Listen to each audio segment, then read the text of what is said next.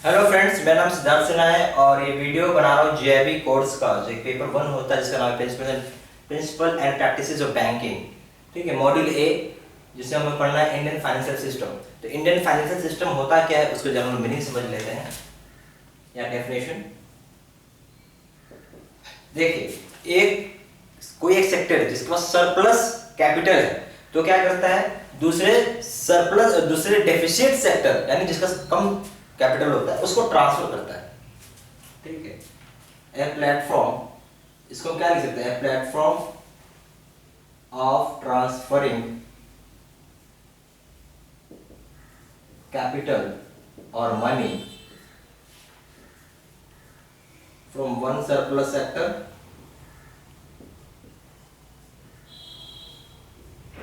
to the needy or deficient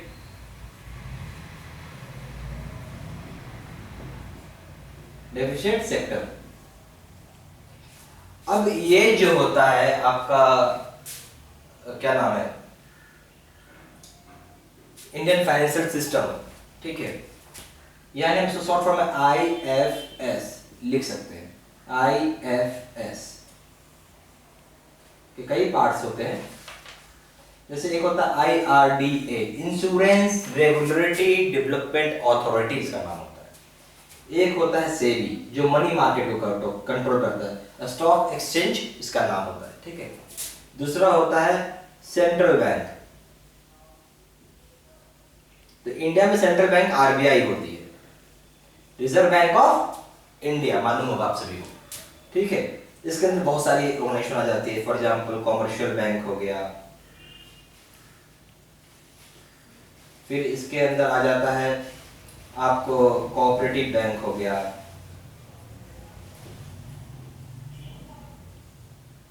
NBFC आ गया, non financial सब company आ गया। ठीक है, नॉन बैंकिंग फाइनेंशियल कंपनी आ गया।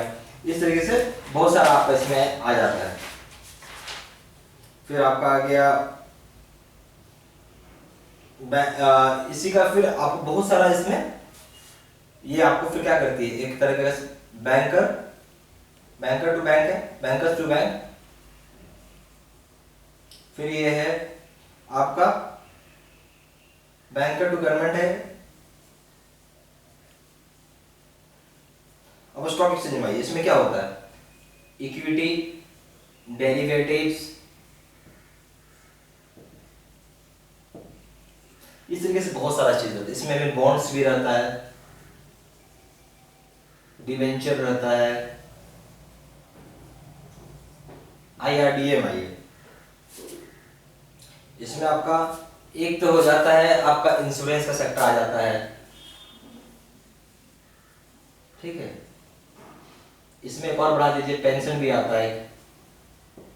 पेंशन में जैसा नाम समझते हैं, पेंशन मीन्स पेंशन। तो ये क्या हो गया कि एक मान लीजिए किसी इसके पास सरप्लस पैसा है या इसके पास सरप्लस, इसने यहाँ ट्रांसफर कर दिया, इसने यहाँ ट्रांसफर कर दिया।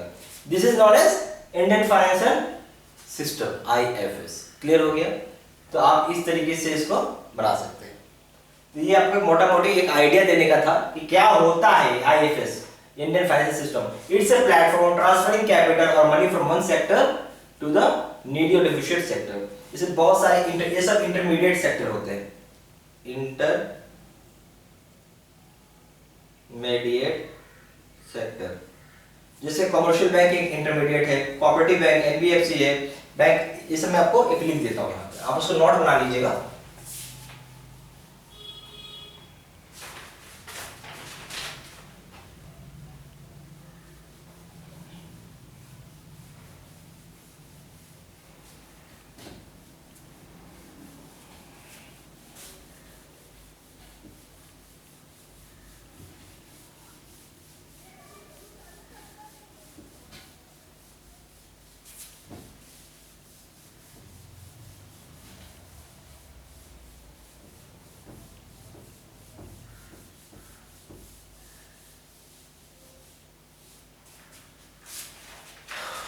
ठीक है, इसमें क्या होता है, इंडियन फाइनेंशियल सिस्टम जो है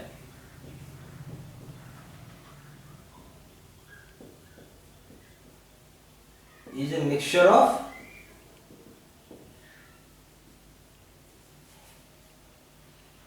वेरियस इंटरमीडियरीज,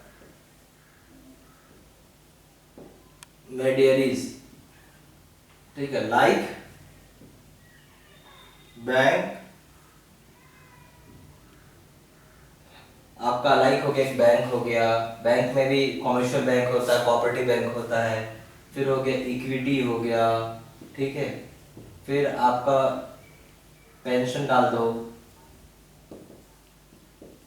फिर आपका इंश्योरेंस हो गया। इस तरीके से कई सेक्टर होते हैं, ठीक है, ये सब कई इंटरमीडियरीज है, मिक्सचर है, एक तरीके का मिक्स किया हुआ चीज है। आपको कभी इस सेक्टर के पास पैसे कम हो गए या कैपिटल कम हो गए, दूसरे सेक्टर के पास ज्यादा है, सरप्लस है, उसने इसको दे दिया, इसने उसको दे दिया, इस तरीके से ये चलता है, ठीक है। इसमें आप बाकी कुछ भी ऐसा चीज नहीं है। अब आ जाइए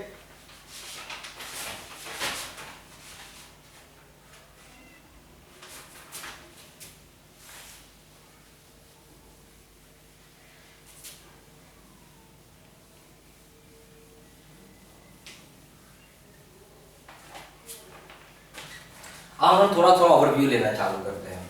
ओवरव्यू,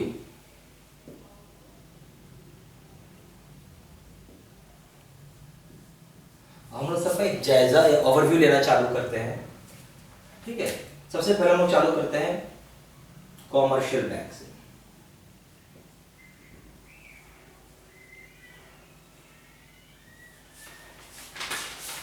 ठीक है, तो कॉमर्शियल बैंक क्या होता है? कॉमर्शियल बैंक वो बैंक है, चाहे इसमें आप पब्लिक सेक्टर बैंक डाल दो या फिर ये कई तरीके के होते हैं, सॉरी, इसमें आप ऐसा लिख लो, इस पहला पार्ट होता है आपका टाइप्स में डाल, पहला टाइप होता है आपका पब्लिक बैंक हो गया, पब्लिक सेक्टर बैंक होता है PSB, sorry, public sector bank. फिर होता है एक फॉरेन बैंक,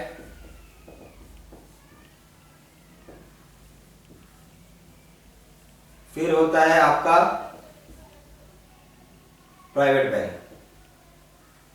बैंक कोई तरह का होता है, जैसे प्राइवेट बैंक का एग्जांपल दे लीजिए, आईसीआईसीआई, एचडीएफसी, एक्सिस, ये सारे प्राइवेट बैंक। फॉरेन बैंक का हो गया रॉयल बैंक ऑफ स्कॉटलैंड,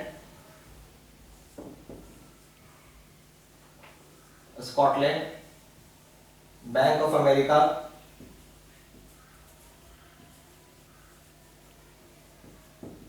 ठीक है। इसमें हो गया आपका एसबीआई, पीएनबी, बीओबी, ये सब कुछ बैंक है जो पब्लिक सेक्टर बैंक है, ठीक है। इनका काम क्या है? पर्पस टू गिव लोन्स, ठीक है, टू एक्सेप्ट डिपॉजिट्स, दोनों काम करती है, लोन भी देती है, डिपॉजिट भी देती है। किसको देती है? टू इंडिविजुअल्स और कंपनी, इसे भी देती है। एंड इट इज रजिस्टर्ड और लाइसेंस्ड बाय आरबीआई। इनको एक लाइसेंस लेना पड़ेगा आरबीआई से, तभी जाके वो बैंकिंग कर सकती है, चाहे वो प्राइवेट बैंक हो, चाहे वो पब्लिक सेक्टर बैंक हो, चाहे फॉरेन बैंक हो, चाहे प्राइवेट बैंक हो, ठीक है। इनका काम है लोन लेना, लोन देना और डिपॉजिट लेना। किससे लेगी? पब्लिक, इंडिविजुअल और कंपनी, ठीक है। ये हो गया पब्लिक, इसको हम लोग कंबाइंडली पब्लिक बोलते हैं, ठीक है। और रेगुलेट, रजिस्टर्ड बाय है, licensed by and regulated by RBI. सारा चीज आरबीआई रेगुलेट करती है यहाँ, ठीक है। ये चीज आपको समझ में आ गया। अब आ जाइए एनबीएफसी में।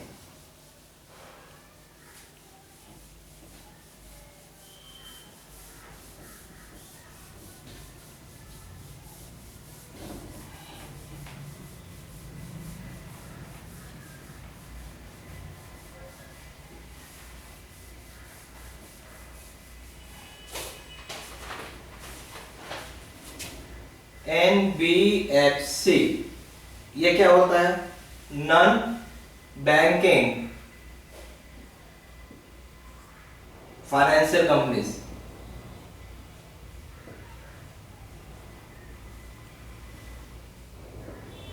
इसका मतलब है नॉन बैंकिंग फाइनेंशियल कंपनीज। ये क्या करती है? इसका भी it is regulated and licensed bye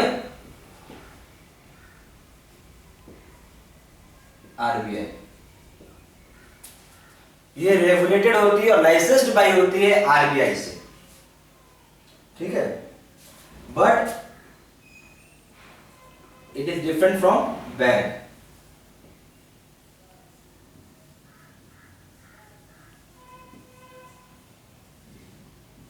वो डायरेक्टली पब्लिक से पैसा लेती है और लोन देती है, यहाँ थोड़ा सा डिफरेंस हो जाता है।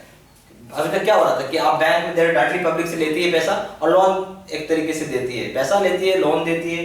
यहाँ पे भी है वही चीज, डिपॉजिट से लेगी और लैंड करती है, सेम थिंग होता है, बट थोड़ा सा प्लेटफॉर्म डिफरेंट हो जाता है। It rises money by deposit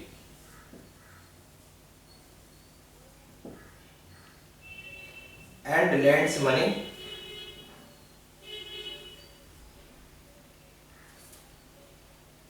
ठीक है। प्लेटफॉर्म जो होता है इनका बाय हायर परचेज। अभी आपको कुछ समझ में नहीं आ रहा होगा हायर परचेज वगैरह क्या बोलते हैं, डिस्काउंट बिल डिस्काउंटिंग क्या बोलते हैं, ठीक है, या लीजिंग क्या बोलते हैं। ये सब हम लोग आगे पढ़ेंगे तो समझ में आएगा। आगे की चैप्टर्स में पूरा प्रॉपर इनका टॉपिक है, पढ़ेंगे समझ में आएगा। अभी बस आप इतना समझिए कि ये भी एक तरीके का बैंक ही है, बट क्या non banking financial companies. But ये उस तरीके से नहीं कि गया आपको आगे पैसा जमा किया, पैसा लेके आ गया, विड्रॉ किया, इस तरीके से नहीं होता ये, या फिर लैंड किया किसी को भी दे दिया काम आदमी, वैसा नहीं है। ये थोड़ा सा इसका प्लेटफॉर्म डिफरेंट है। Hire purchase, bill discounting, leasing के हेल्प से पैसा राइज और लैंड करती है ये, ठीक है। अब हम ये चीज थोड़ा सा इसको आपको थोड़ा समझना पड़ेगा। और ये सब चीज के बारे में हम डिटेल स्टडी करेंगे आगे के चैप्टर्स में, क्योंकि आगे के चैप्टर्स में स्पेशली टॉपिक्स मेंशन है सभी के ऊपर। जस्ट एक ओवरव्यू आपको हम दे रहे हैं। अच्छा,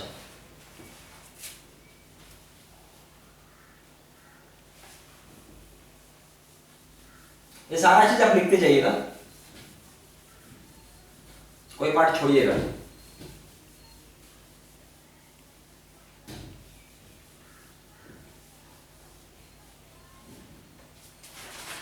फिर है financial institution, FI financial institution, इसको हम लोग FI बोलते हैं, ठीक है। तो ये क्या करती है? Does financial means involvement with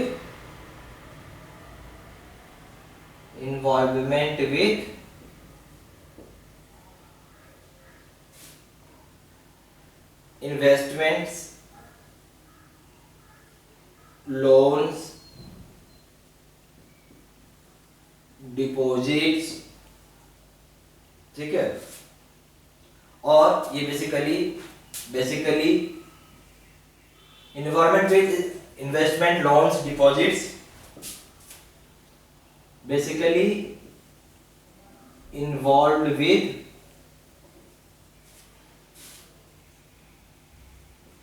providing long term loan. क्या देती है? Long term loan. ध्यान शब्द है लॉन्ग टर्म लोन।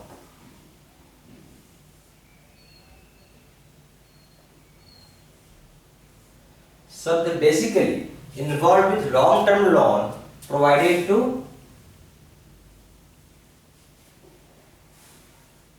किसको प्रोवाइड करेगा?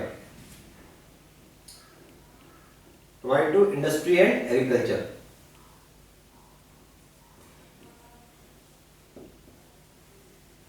इसको नोट डाउन कर लीजिएगा।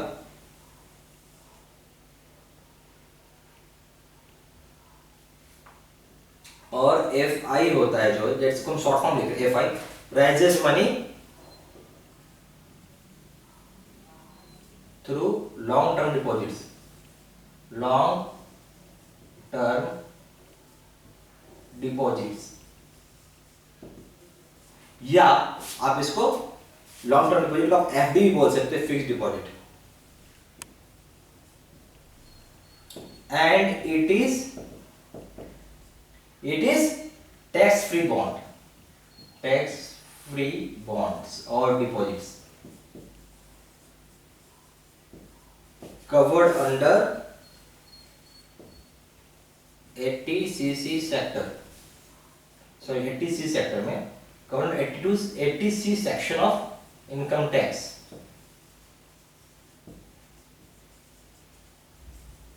सारे के सारे नहीं रहते हैं, बट ज्यादातर जो बॉन्ड से राइज करती है लॉन्ग टर्म में राइज करने से तो ब्लॉक हो जाता है पैसा इनका, ठीक है, तो बीच में तोड़ नहीं पाती है, 5 साल के लिए हो गया तो वो आपको 80C की तहत आपको इनकम टैक्स में वो रिबेट मिल जाएगा। And normally it is unbreakable, unbreak और it is blocked for certain periods, it is blocked for certain years, certain years के लिए ब्लॉक कर देती है। क्लियर हो गया? ये होता है financial institution, it is regulated and controlled by, कौन करेगा? आरबीआई करेगा। regulated, controlled and licensed by RBI. Clear हो गया? ये एक चीज था, आपको समझ में आ गया होगा। इसको लिख लीजिएगा, वीडियो पॉज करके भी लिख सकते हैं आप।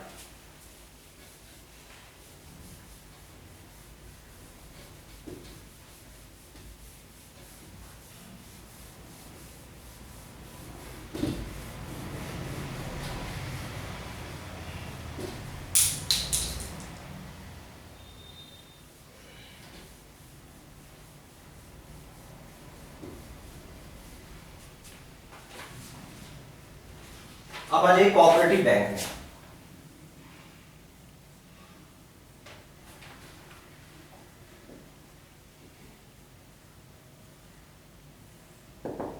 कोऑपरेटिव बैंक भी बैंक है, it's a type of bank, it's a type of bank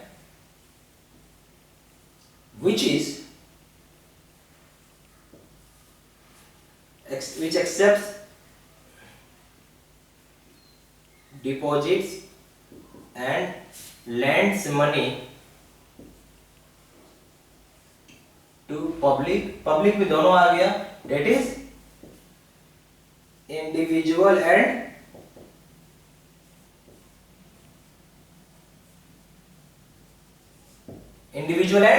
company, दोनों आ गया ना।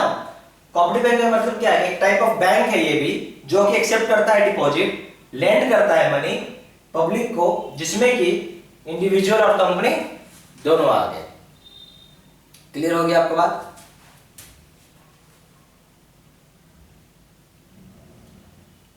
हाँ, अब ये क्या होता है? बेसिकली कोऑपरेटिव बैंक बनाया गया था अर्लियर, ये बनाया गया था रूरल एरियाज में पाया जाता था, रूरल एरियाज और semi urban.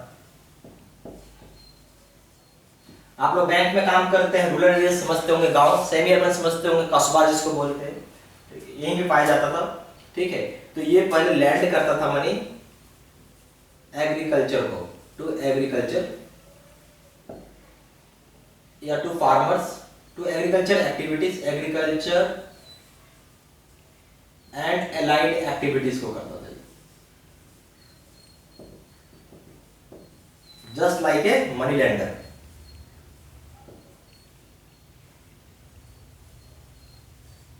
But better than money lender, क्योंकि रेट ऑफ इंटरेस्ट इसका, मनी लेंडर क्या होता था ना, वो मनी लेंडर किसको बोलते हैं? मनी लेंडर उसको बोलते हैं जो कि आपको सेठ होता था पुराने जमाने में, वो पैसा देते थे, सूद बहुत लेते थे।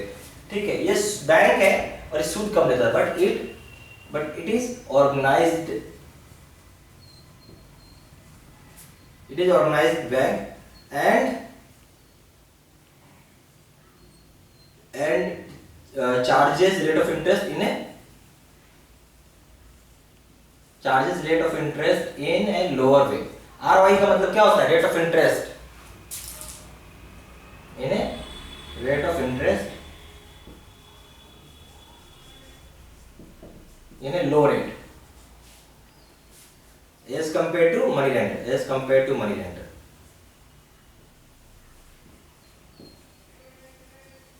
और ऑनेस्ट भी होता है। मनी लेंडर क्या होता है? आप पैसे दे भी रहे हो तो बोलेगा कि आपने पैसा नहीं दिया है, and it is honest.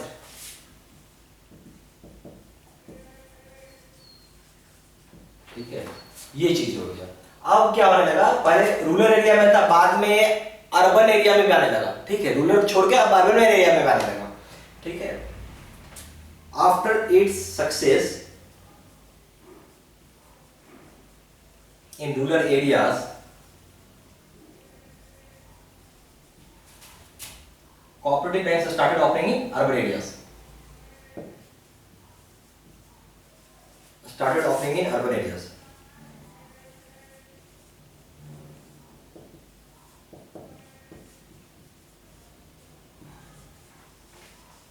Basically बनाया गया था गांव के लिए, गांव के किसानों के लिए, और उनके जो एलाइड एक्टिविटीज होती है एग्रीकल्चर में, उसके लिए। बाद में इसका बहुत सक्सेस हुआ, वहां पे काफी इसको अच्छा मिला, ऑनेस्ट थी ये बैंक, बहुत कभी भी किसी से चिट नहीं की, और इनका रेट ऑफ इंटरेस्ट भी कम था। मनी लेंडर खत्म ही हो गया एक तरीके से। साहूकार जिसको बोलते हैं, साहूकार खत्म हो गया, लोग अब आने लगे इनके पास, रेट ऑफ इंटरेस्ट भी कम है, क्रिस्टल क्लियर तरीके से ये इंटरेस्ट मतलब चार्ज करती थी, पैसे देती थी, और उनको पैसे मिलते भी थे। ठीक है, अब इनकी सक्सेस इतनी ज्यादा हुई कि अभी इन्होंने अर्बन एरिया में भी खोल दिया। ठीक है, और आपको आज में अर्बन एरिया में भी मिल जाएगा। अब हम आते हैं जरा, इसका कंट्रोलिंग ऑथोरिटी कौन होता है? अगर आप रूरल और सेमी अर्बन एरिया की बात कर, that is rural cooperative bank है, अगर रूरल कोऑपरेटिव बैंक है तो इसका कंट्रोलिंग ऑथोरिटी है आरबीआई एंड स्टेट गवर्नमेंट होती है।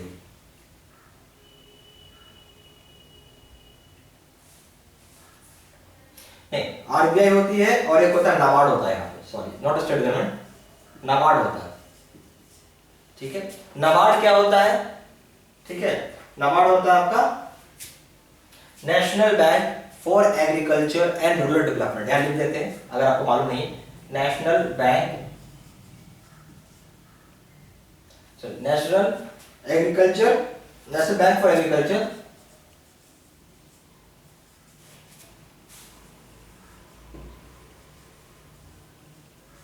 And rural development. इसके ऊपर भी सेपरेट टॉपिक हम लोग पढ़ेंगे। ठीक है, नाबार्ड एक तरीके की ऑर्गेनाइजेशन है जो कंट्रोल करती है एग्रीकल्चर से रिलेटेड कोई भी एक्टिविटी को, जैसा नाम है national bank for agriculture and rural development. जैसे आरबीआई कंट्रोल करती है बैंक को, एग्रीकल्चर से सारा लोन का एक्टिविटी जो होती है या डिपॉजिट्स का जो एक्टिविटी होती है नाबार्ड कंट्रोल करता है, और कुछ हद तक आरबीआई करती है। ठीक है, अगर आप अर्बन की बात करेंगे, अर्बन कोऑपरेटिव बैंक, ठीक है, तो ये आपका state government and RBI control करती है इसको। ठीक है, state government and RBI control करती है। क्लियर हो गया? एग्जाम्पल, अगर आप अर्बन कोऑपरेटिव बैंक का एग्जाम्पल है शेमेरू कोऑपरेटिव बैंक, बहुत फेमस बैंक है, काफी नाम कमाया है इस बैंक ने, और इस बैंक की कई ब्रांचेस हैं। इवन एक्चुअली ये महाराष्ट्र के पुणे में ये ब्रांच था पहले, बट बाद में इसकी पॉपुलैरिटी काफी गेन हुई है। और शेमेरू कोऑपरेटिव बैंक जो एक अर्बन कोऑपरेटिव बैंक है, बहुत बड़ा इसका स्केल हो गया। इवन आज की डेट में अगर आप इंटरनेट बैंकिंग यूज करते हैं, आप अगर कोई भी जैसे पेटीएम अगर आप यूज कर रहे हैं, उसमें आप कोई भी मोबाइल रिचार्ज वगैरह करते हैं, वहां भी आपको ऑप्शन दिख जाएगा इसका कि शेमेरू कोऑपरेटिव बैंक का आपका ऑप्शन आ रहा होगा। या फिर अगर आप इंटरनेट रेलवे के थ्रू टिकट आप बनाते हैं या टिकट काटते हैं, तो वहां भी आपको स्टेट बैंक कोऑपरेटिव बैंक दिख जाएगा। काफी बड़ी स्केल पे ये बैंक खुल चुकी है, सक्सेस काफी अच्छा है इसका। तो ये है कोऑपरेटिव बैंक के बारे में मैंने आपको बताया।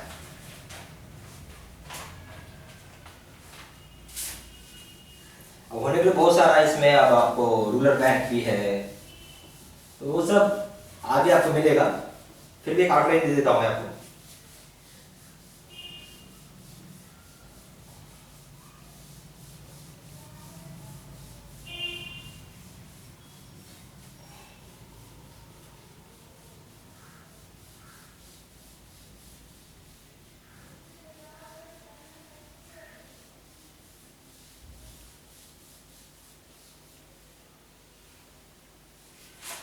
एक और है आपका रीजनल रूरल बैंक, आरआरबी बोलते हैं, RRB, regional rural bank. Regional rural bank हर एक एरिया में एक बैंक 4-5 डिस्ट्रिक्ट मिला के खोला हुआ है, ठीक है। जैसे अगर आप आंध्र प्रदेश की बात करें, आंध्र प्रदेश में खुला हुआ है, बिहार की बात करेंगे वहाँ खुला हुआ है, महाराष्ट्र की बात करेंगे वहाँ खुला हुआ है। हर एक रीजन का कोई भी इसमें रीजनल रूरल बैंक खुला जाता है। बेसिकली इनका पर्पस होता है accept deposit lends money to agriculture and allied activities. Same as bank, work same as bank.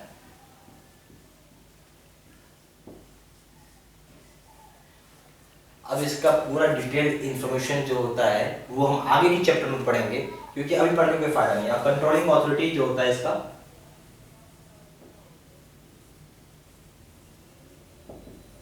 एक तो आरबीआई होती है। अब जहां पे रूरल का चीज आ जाएगा, ऑफ कोर्स नाबार्ड का भी रोल आ जाता है, एंड नाबार्ड। एक चीज ध्यान दीजिएगा, ये बेसिकली इसको स्पॉन्सर्ड किया जाता है, स्पॉन्सर कोई ना कोई स्पॉन्सर्ड बाय बैंक। कोई मान लीजिए एसबीआई करती हो, कैनरा करती हो, बैंक ऑफ बड़ौदा करती हो, तो ये सब बैंक है जो इनको स्पॉन्सर कर रही है। तो इससे लिखा रहता है कि कैनरा XYZ रीजनल बैंक, ठीक है, Canara Andhra Pradesh rural bank, Canara Karnataka regional bank, कुछ भी इस तरीके से लिखा होगा, ठीक है, क्योंकि रीजनल बैंक इंडिया में बहुत सारे हैं, near by 54 regional bank India में। खैर ये बात है, इसका हम लोग डिटेल्स जो होगा पढ़ेंगे आगे की चैप्टर्स में। अब हम लोग आ जाते हैं, एक और है जो पेमेंट एंड सेटलमेंट सिस्टम होता है। जस्ट ओवरव्यू है, पेमेंट एंड सेटलमेंट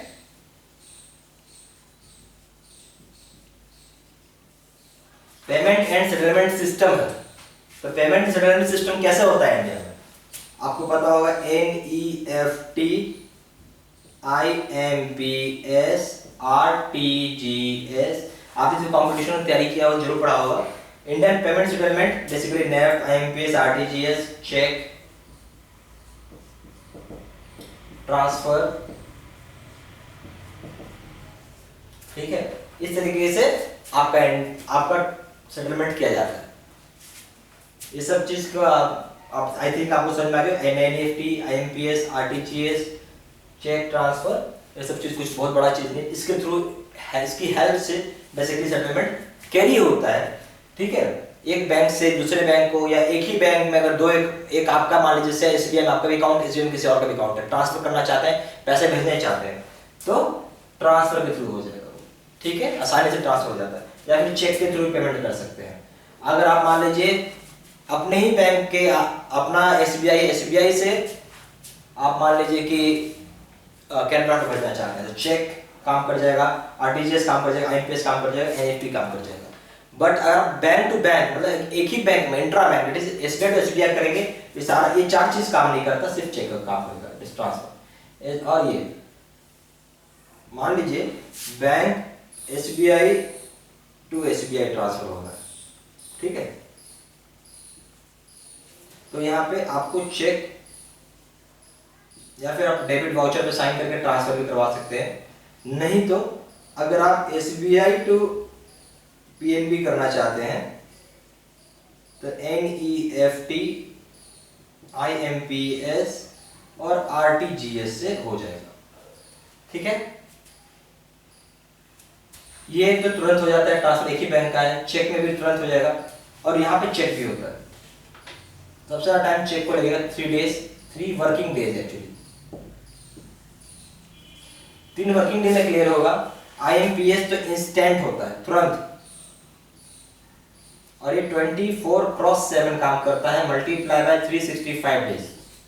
ठीक है, RTGS को लगता है 2 मिनट से 10 मिनट का बीच, आपको मिल जाएगा पैसा। NEFT बैचेज में होता है, तो ये आप मान रखे 2 आवर टू 6 आवर के बीच में आपको क्रेडिट हो जाएगा। ठीक है,